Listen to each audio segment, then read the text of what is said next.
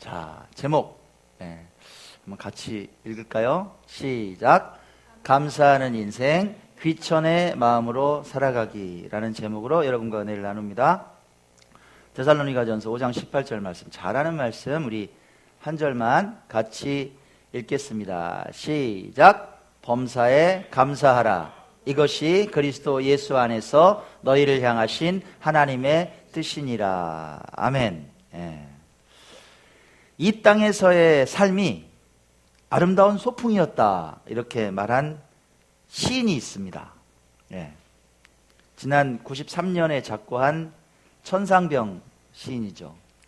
혹시 아시나요? 모습 한번 보셨나요? 이 시대의 마지막 순수 시인이란 그런 별명을 갖고 있는, 정말 순박하게 한 세상을 살았던 그런 시인입니다. 한국인이 가장 좋아하는 시가 뭔지 아세요? 그 시 중에 하나가 귀천이란 시입니다. 돌아갈 귀, 하늘천, 하늘로 돌아간다는 귀천시를 지으신 분이 바로 이 천상병 님이시죠.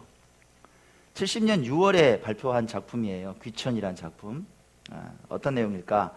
제가 한번 좀 낭송을 해드릴 테니까 한번 가사를, 그 시를 음미해 보시기 바랍니다. 나 하늘로 돌아가리라. 새벽빛 와 닿으면 쓰러지는 이슬 더불어 손에 손을 잡고 나 하늘로 돌아가리라. 노을빛 함께 단 둘이서 기슭에서 놀다가 구름 손짓하면은 나 하늘로 돌아가리라. 아름다운 이 세상 소풍 끝내는 날 가서 아름다웠더라고 말하리라. 어때요, 여러분? 소풍처럼 아주 행복하고 기쁜 삶을 허락하신 하나님의 은혜에 감사하는 마음이 보여요. 이 시의 귀천에 부제가 있어요. 부제. 제목 말고 부제가 뭐냐면 주일입니다. 부제가 주일이에요. 부제가 참 의미 있지 않습니까? 마치 주일에 하나님께서 보호하시고 인도하신 삶에 대한 그런 감사 고백처럼도 다가와요. 오늘은 한 해의 절반을 지나서 지난 6개월의 삶에 감사하는 맥주감사 주일입니다. 여러분에게 묻고 싶어요. 이 천상병 시인 같은 감사가 있으신가? 지난 6개월이 혹시 소풍 같으셨어요? 아니면 악몽 같으셨어요? 맥주감사 주일 설교를 좀 준비하면서 천상병 시인의 시와 그의 인생을 접한 그런 기사를 제가 읽게 됐습니다. 너무 감동이 되는 거예요. 이렇게 인생을 아름답게 살아가셨구나. 감동이 됐습니다. 글을 읽는데 이 은혜를 우리 성도들과 나눠야겠구나, 여러분과 나눠야겠다는 생각이 들었어요. 그래서 설교문을 작성하기 시작했습니다. 이 천상병 시인의 사상과 인생을 한 단어로 정리해라, 그렇게 누가 물어본다면 저는 이렇게 말할 것 같습니다. 감사해요. 그의 온 인생이 감사였습니다. 자, 그 감사가 만들어낸 또 다른 삶의 모습들이 있거든요. 그게 뭐냐? 이런 거였어요. 무소유, 가지지 않았습니다. 청빈, 아주 정말 단촐하게 욕심 없이 살았습니다. 자족했습니다. 주어진 환경에 만족했어요. 언제나 행복했습니다. 그리고 하나님을 향한 굳건한 믿음이 있었어요. 언제나 감사했더라고요. 감사할 수 없는 조건인데도 불구하고. 이 천상병 시인의 인생 가운데 어떤 감사가 있었을까?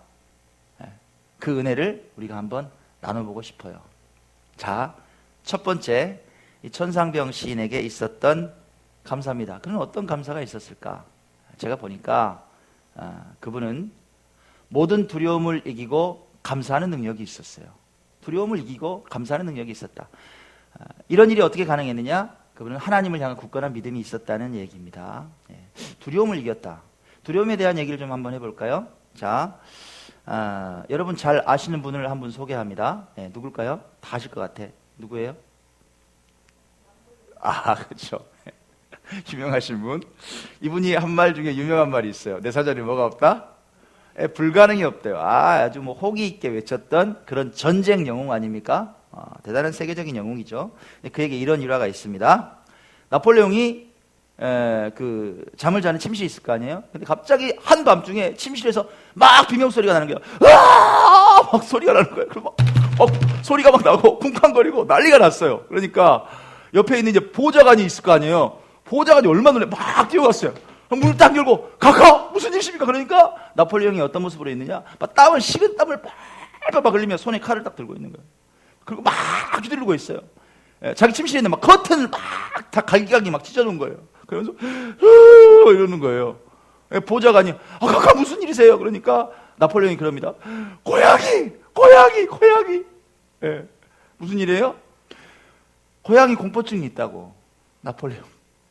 고양이가 들어온 거예요. 그 속 없는 고양이가 커튼 뒤에 숨었어. 저도 겁났겠지. 그러니까 고양이를 잡는다고 막 갈기갈기 찢어놓고 비명을 지르고 난리가 난 거예요. 이렇게 겉으로는 아주 용감해 보이는 사람, 저 사람은 뭐 무서운 게 없는 거야? 그런 사람도 실은 아주 작고 약한 존재를 무서워하는 경우가 꽤 있다 이 말이에요. 네. 이걸 뭐라 그러느냐? 이걸 공포증이라고 합니다. 포비아. 이 공포증은 예측 불가능한 자극에 대한 과도한 두려움을 말합니다. 이해 가세요?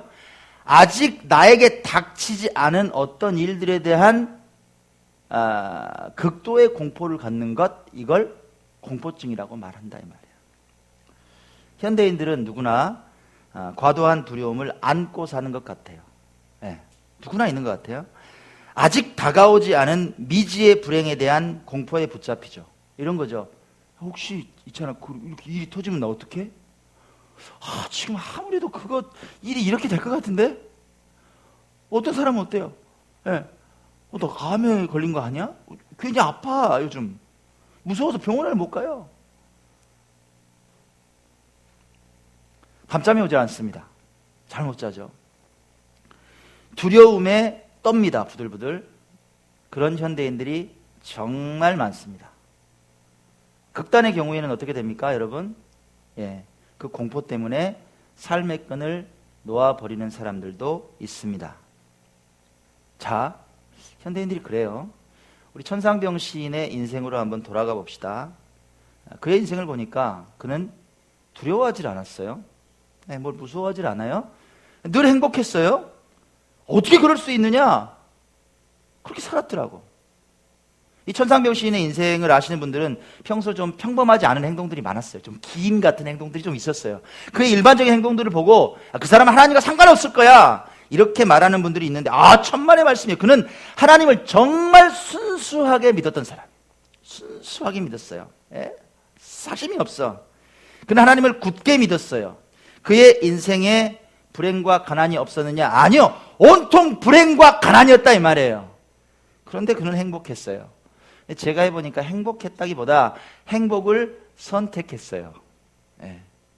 그의 시 가운데 행복이라는 시가 있어요. 그 행복의 기준이 뭘까? 그는 자신을 이렇게 표현합니다. 나는 세계에서 제일 행복한 사나이다. 아내가 찻집을 경영해서 생활에 걱정이 없고, 대학을 다녔으니 배움에 부족도 없고, 시인이니 명예욕도 충분하고, 더구나 하나님을 굳게 믿으니 이 우주에서 가장 강력한 분이 나의 백이시니 무슨 불행이 온단 말인가? 이 시예요, 행복이. 어때요, 여러분? 뭐 그런 것 가지고 뭐 행복하다고, 그 말이 안 되는 얘기죠. 목사님, 그건 시인의 생각이고 우리 일반적인 사람들은 아니에요. 이렇게 말하고 싶으세요? 세상 살아가다 보면 요즘, 목사님 생각해 보세요. 근심 걱정할 일이 얼마나 많아요. 자식 걱정, 돈 걱정, 집안 걱정, 일들도 많고, 사업 걱정, 직장 걱정. 걱정이 태산인데 어떻게 저렇게 삽니까? 학교 다니는 거 당연한 거고, 뭐 그런 거 가지고 이렇게 행복하다고 말이 안 되죠. 이렇게 혹시 말하고 싶으세요? 자, 그러면 예수님께서는 뭐라고 하실까? 늘 근심 걱정을 안고 살아가는 우리들, 천상병 시인처럼 살기를 어떻게 보면 거부하는 우리들은 예수님께서 어떻게 오늘 말씀을 하실까? 예수님께서는 이렇게 말씀하십니다. 공중의 새를 보라.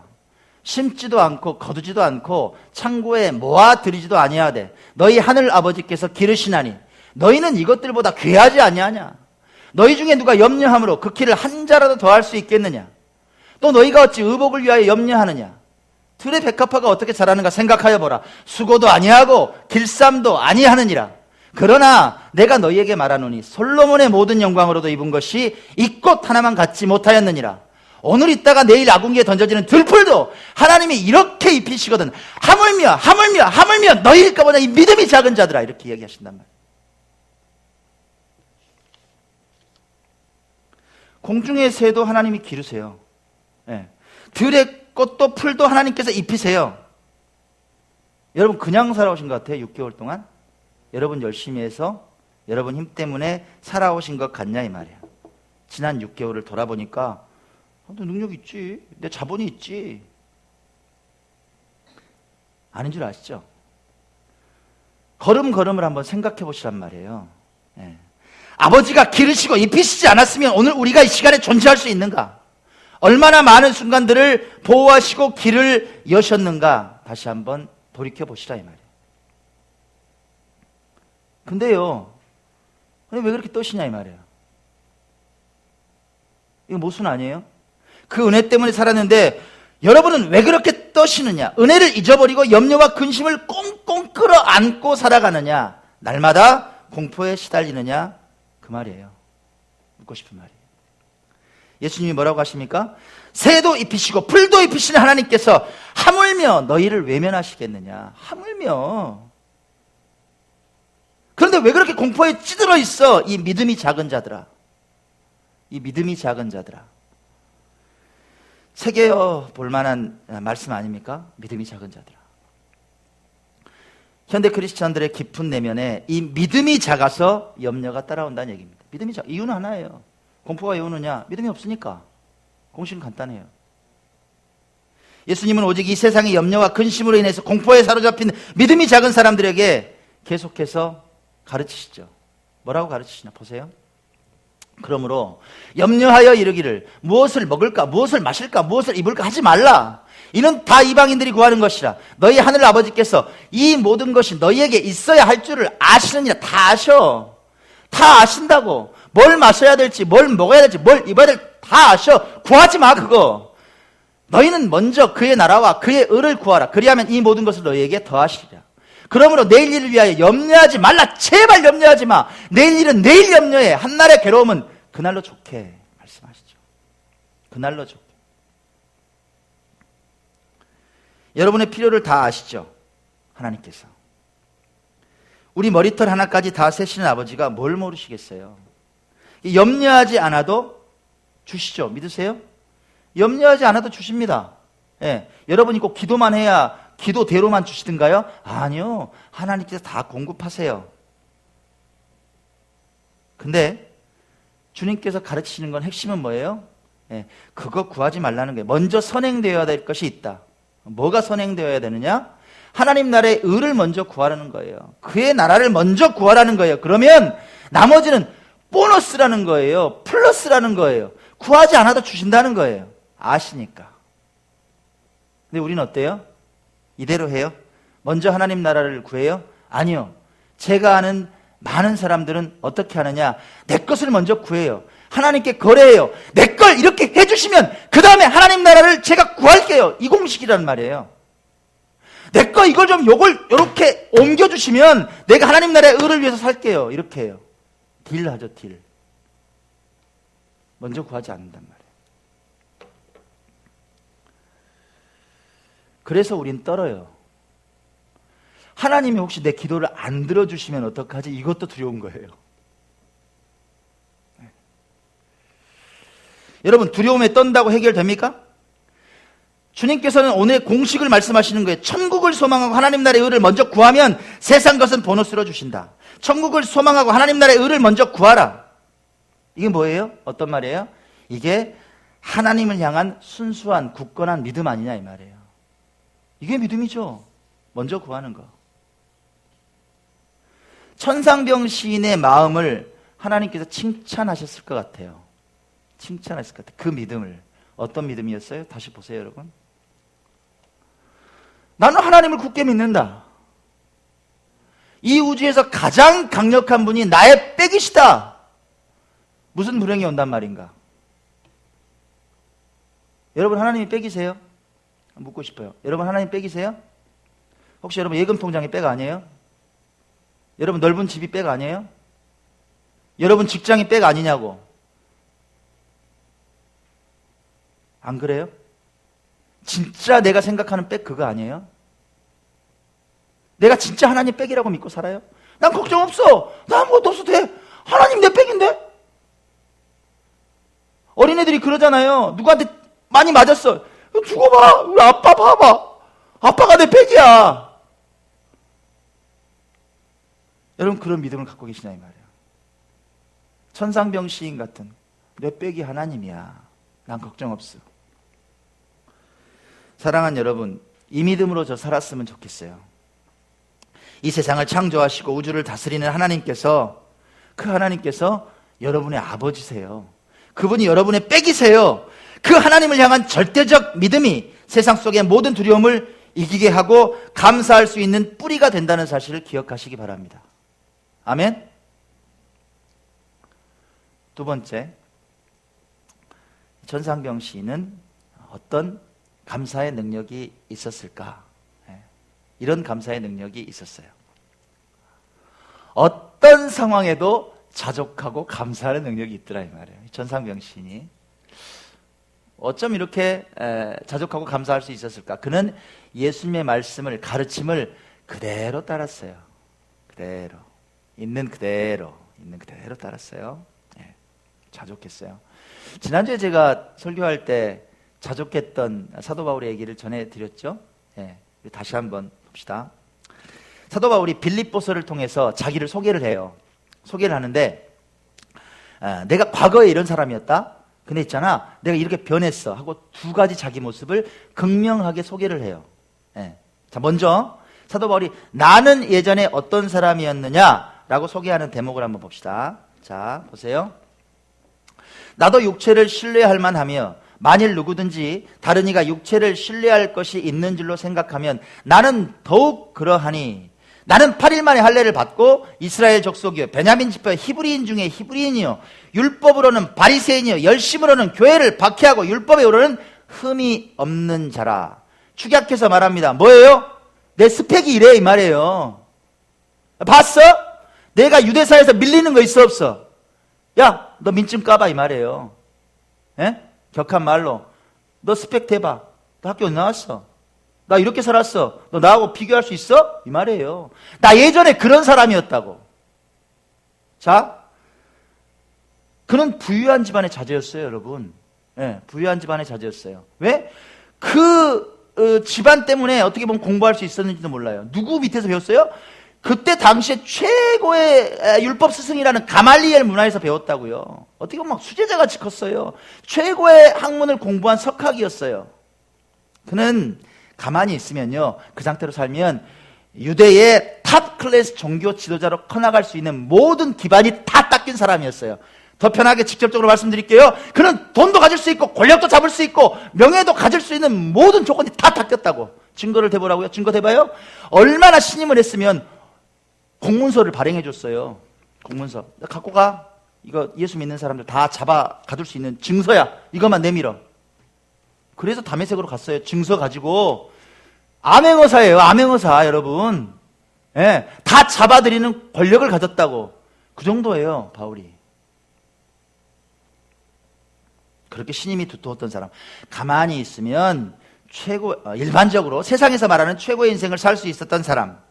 근데 그가 예수님을 만나고 이 권력과 돈과 명예를 다 얻을 수 있는 길을 포기합니다. 여러분, 스스로 버려요. 버렸다고. 세상 걸 버렸어요. 그가 나는 원래 스펙이 이런 사람이었는데 나는 변했어 라고 말하는 대목 봅시다. 바로 이어져요. 나는 이제 이런 사람이 됐다 이렇게 말합니다. 어떤 사람이 됐을까? 자, 같이 읽습니다. 시작. 무엇이든지 내게 유익하던 것을 내가 그리스도를 위하여 다 해로 여길 뿐더러 또한 모든 것을 해로 여김은 내 주 그리스도 예수를 아는 지식이 가장 고상하기 때문이라. 내가 그를 위하여 모든 것을 잃어버리고 배설물로 여김은 그리스도를 얻고 그 안에서 발견되려 함이니. 자, 이제 자신이 가졌던 세상 것이 뭐처럼 보여요, 여러분? 세상 것이 뭐 같이 보인다고요? 예. 고상하게 표현했네요. 똥처럼 보인다고, 여러분. 세상 게 똥처럼 보인다고. 다해로 여겨져요. 세상에서 가장 귀한 것이 뭐냐? 가장 귀한 것이 뭡니까? 내 주 그리스도 예수를 아는 지식이 가장 고상하다. 왜요? 죽음을 이기고 부활한 예수님을 만났어요, 여러분. 그게 중요해요. 진짜 만나야 되거든. 진짜 만난 사람들은 바뀌어요. 사도 바울은 몇 도 바뀌었어요? 180도 바뀌었어요. 정반대 인생이 됐어요. 예전에 이런 사람이었는데 정반대 인생이 됐다고. 180도 바뀌었어요. 그게 중요해요. 5도 바뀌면 안 돼요. 10도가 안 돼요. 90도도 안 된다고. 180도가 중요해요. 왜요? 179도까지 어떤 인생인지 알아요? 미지근한 인생이라고. 하나님께서는 뭐라 그러세요? 예수님 뭐라 그러시냐고. 네가 더 뜨겁든지 차든지 해라. 내가 미지근해. 내가 토해버리겠다고 말씀하시잖아. 180도 인생. 사도 바울은 세상의 풍요와 기득권을 다 잃어버리고 쳐다보기도 싫은 배설물로 여기는 이유가 뭐냐? 이유가 뭐냐? 이유가 뭐냐? 배설물로 여기는 이유가 뭐냐? 내가 뭐를 얻기 위해서다? 그리스도를 얻기 위해서. 그리고 그 안에서 발견되려면 제일 좋은 게 뭐예요? 예수님이 나를 알아주면 된다고. 여러분한테 좀 딴 나라 얘기 아니에요? 솔직히 말해요. 좀 딴 나라 얘기 아닙니까? 예수님 아는 뭘 발견되고 이런 거.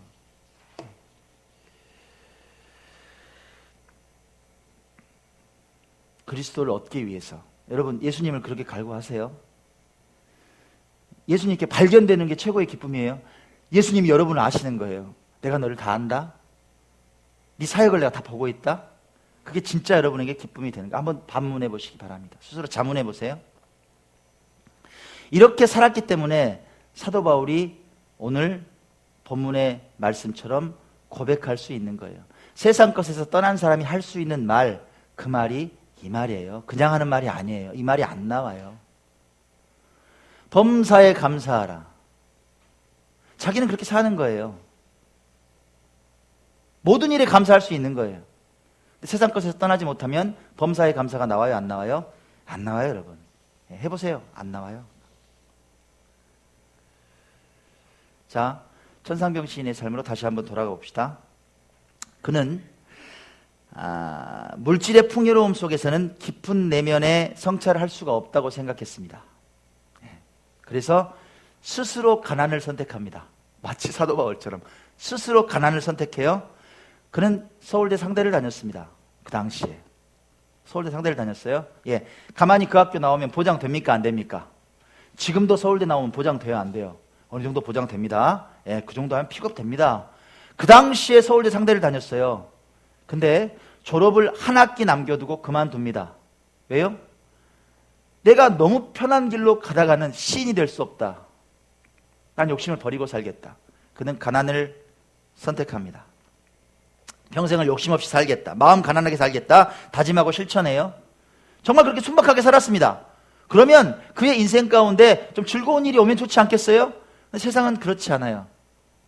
정말 어려운 일들이 닥칩니다. 인생에 엄청난 시련이 닥쳐요. 1967년이었어요. 67년에 무슨 일이 있었냐? 그때 중앙정보부에서 조작해서 만들어낸 간첩단 사건이 있습니다. 한 번쯤 들으셨을 거예요. 동백님 사건이라고. 동독 유학생들 간첩단 사건을 만들었어요. 이슈를 만들어서 정권 유지하려고. 그때 동독으로 유학 갔던 학생들이 북한 공작원들과 접선했다.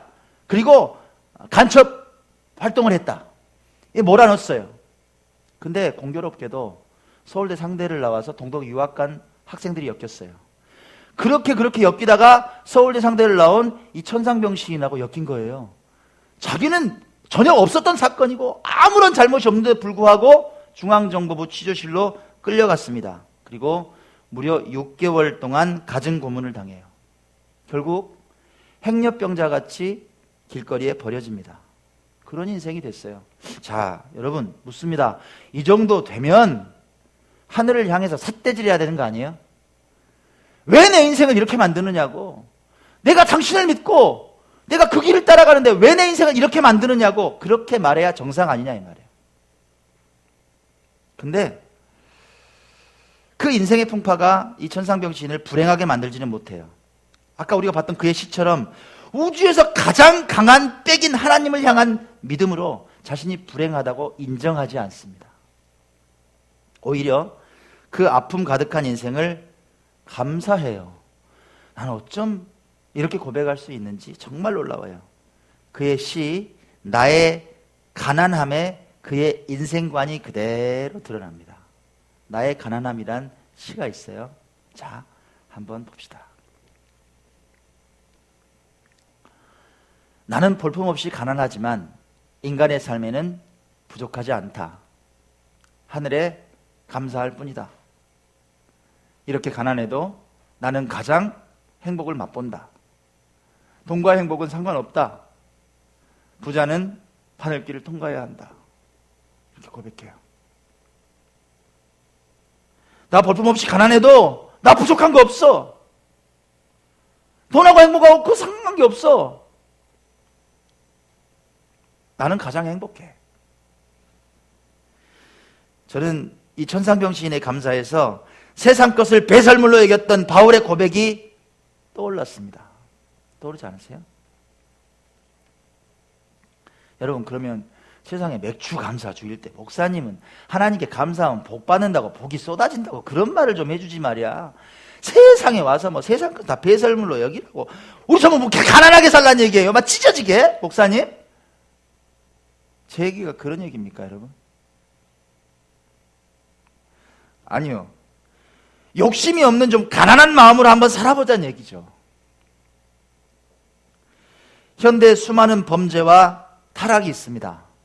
그게 어디서 출발합니까? 여러분, 어디서 출발할까요? 세상에 그 수많은 인터넷만 열면 그냥 정말 정말 상상할 수 없는 그런 범죄들이 어디서 출발하냐? 그건요, 더 많이 모으고 높게 쌓고 더 확장하려는 끊임없는 탐욕이 뿌리다 이 말이에요. 그럼 재밌죠? 네, 외국 칼럼 보세요.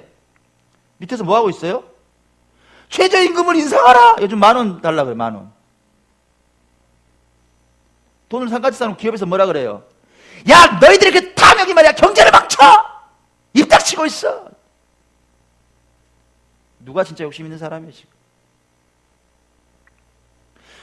이런 관계구도뿐만이 아니라 현대를 살아가는 많은 개개인들이 더 많이, 더 이렇게 살아갑니다. 자족이 없죠. 자족이 없어요. 쉴 새 없이 비교합니다. 내게 주어진 것 자체가 감사가 되지 못하는 이유가 뭘까요? 여러분, 알려드릴게요. 내게 주어진 것에 지금 오늘에 감사하지 못하는 게 왜 그럴까요? 그건요, 문장으로 제가 만들어봤어요. 너보다 적게 가져서예요. 그 기준이 너예요. 나 너보다 적게 가져서 나는 불행해요. 내가 기준으로 삼고 있는 어떤 목표치가 있어요. 거기에 도달해야 되는데 거기에 도달하지 못했다고 여기기 때문에 나는 오늘 자족할 수가 없어요.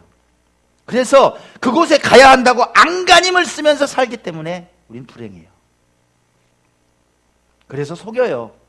그래서 가면을 써요. 그래서 빼앗아요. 어떻게 빼앗아요?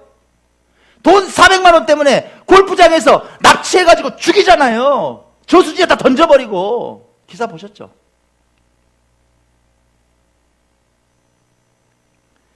나눠요? 안 나눠요. 뭘 나눠요? 내 쓸 것도 없는데. 하나님께 드려요? 안 드려요. 세상의 악과도 적당하게 타협해요. 그리고 두 눈을 질끈 감아요. 하나님, 이번 한 번만. 아시죠? 내다면 잘할게요. 그 안에 감사가 있을 수 있습니까, 여러분? 지난주 바울의 권면을 여러분께 전해드렸습니다. 자족해라, 자족해라. 왜 자족해라? 어떤 상황이면 자족해라? 바울은 이렇게 권면했죠. 같이 읽습니다. 시작. 우리가 세상에 아무것도 가지고 온 것이 없음에 또한 아무것도 가지고 가지 못하리니 우리가 먹을 것과 입을 것이 있은즉 족한 줄로 알 것이니라. 아멘. 이 마음으로 살면 여러분 왜 두려워요? 나는 안 무서울 것 같은데? 이 마음이 있으면 뭐가 무서워요? 왜 무서워요? 내게 사라질 것 같으니까. 그거 아니에요? 내가 뺏길 것 같으니까. 그래서 무서운 거예요, 여러분. 사랑하는 여러분, 묻습니다. 지난 6개월 동안 가난한 마음으로 사셨어요? 아니면 더 그렇게 외치면서 안간힘을 쓰면서 사셨습니까? 예수 그리스도를 따르는 제자도는 어느 쪽입니까? 마지막 한 가지 질문만 더 드립니다. 남아있는 6개월을 어떻게 사실 거예요, 여러분? 결론을 맺습니다. 여러분 아시다시피 우리 교회는 참 미약한 교회예요. 힘 하나도 없어요. 조금 격하게 말하면 가난한 교회예요. 인원도 없어요. 아직 월세를 냅니다. 우리 교회도 없어요. 그렇게 근근히 살아가는 교회입니다. 근데 좀 가만히 있지. 좀 가만히 있지 말이야. 이 공동체가 더 아픈 이웃과 더 작은 교회를 섬겨보겠다. 그래서 선한 사마리아인 프로젝트를 시작을 했어요. 가만히 있질 못하는 이 문목사가 또 몇 안 되는 성도들에게 부담을 주기 시작했습니다. 그런 미련한 짓을 또 벌렸어요. 저는 가만히 한 번쯤 생각하면 나는 분위기 파악을 참 못하는 사람 같아요. 분위기 파악을 못해. 좀 잠잠히 좀 있어야 될 상황 같아요. 뭐 보면 작년에도 그랬고 올해 초에도 그랬고 뭐 막 흔들리고 막 그런 여러 가지 시험들 때문에 막 뭐 그런 분들이 있었잖아요. 그러면 좀 자중하고 가만히 있어야 되는데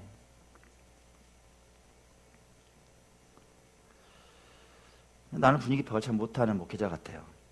미안하지도 않나 봐요, 여러분한테. 근데 감사한 게 있어요. 여러분이 참 착해요.